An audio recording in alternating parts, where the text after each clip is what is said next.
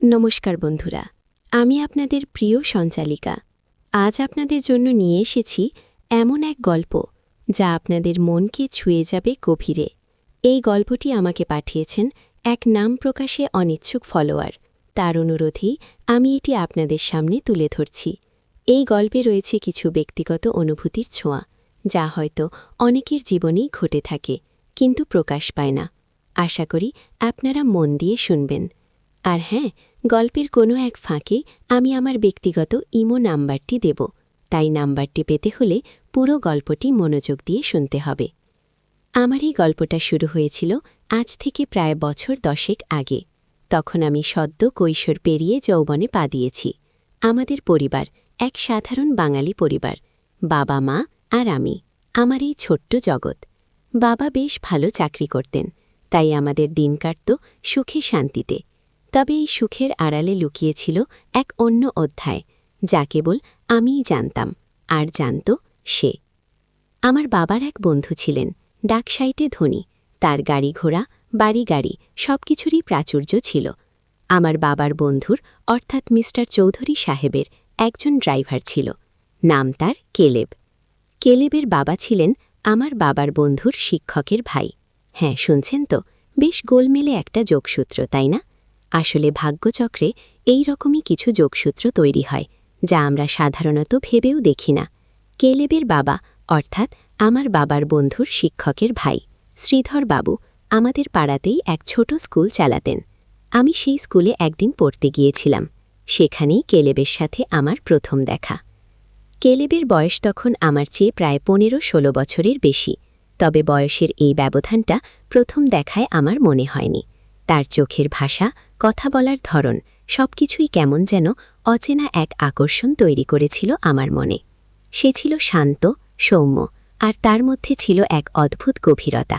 যখন সে কথা বলত, মনে হতো যেন কোনো পুরাতন পুঁথি থেকে শব্দ চয়ন করত। আমার বাবার বন্ধুর গাড়ি যখনই আমাদের বাড়িতে আসত, আমার চোখ খুঁজে বেড়াত কেলেবকে। সে আমার জন্য আলাদা করে কিছু করত না, তবুও তার উপস্থিতি আমার হৃদয়ে এক অন্য রকম আলোড়ন তুলত। আমি তখন বুঝতাম না কেন এমন হয়। এক তরুণী তার বাবার বন্ধুর ড্রাইভারের প্রতি কেন এমন আকৃষ্ট হবে। সমাজের চোখে এটা ছিল সম্পূর্ণ অস্বাভাবিক, অগ্রহণযোগ্য। কিন্তু মন তো আর সমাজ মানে না, তাই না? একদিন বাবার বন্ধুর সাথে কেলেব আমাদের বাড়িতে এসেছিল। বাবা মা তখন ঘরে ছিলেন না। সেই সুযোগে কেলেবের সাথে আমার কথা হলো। সে আমার পড়ার বিষয়ে, আমার ভবিষ্যতের বিষয়ে জানতে চাইল। তার কথায় ছিল এক অকপট আন্তরিকতা। আমি তার সামনে নিজেকে উজাড় করে দিলাম।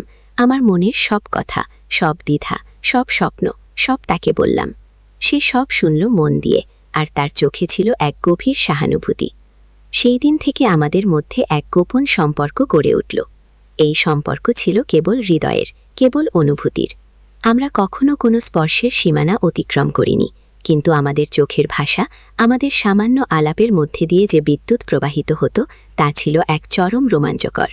যখনই কেলেবের চোখের দিকে তাকাতাম, মনে হতো যেন 1000 বছর ধরে চেনা কোনো মুখ দেখছি।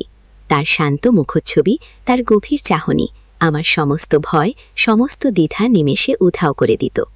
আমাদের দেখা হতো লুকিয়ে, মাঝে মাঝে বাবার বন্ধুর বাড়িতে, যখন সে আমাকে নিয়ে যেত কোনো কাজে।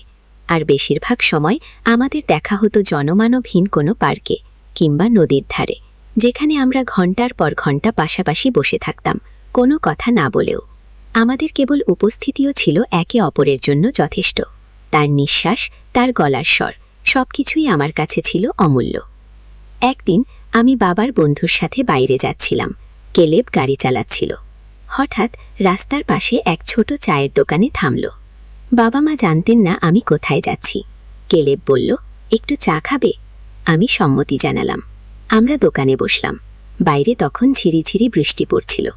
আমরা পাশাপাশি বসে চা খাচ্ছিলাম আর একে অপরের দিকে তাকাচ্ছিলাম।